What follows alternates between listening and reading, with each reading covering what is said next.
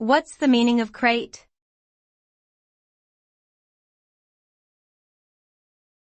Crate.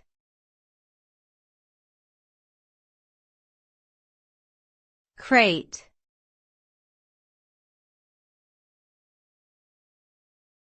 Crate.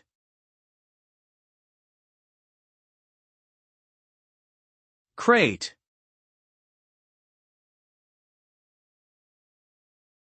A crate is a type of container that is often made of wood or plastic.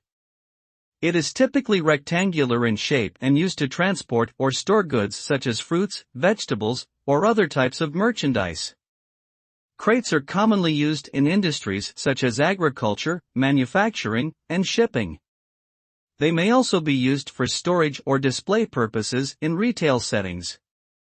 The size of a crate can vary depending on its intended use, ranging from small handheld sizes to larger ones that require machinery for lifting. Overall, crates are an important tool for the safe and efficient movement of goods.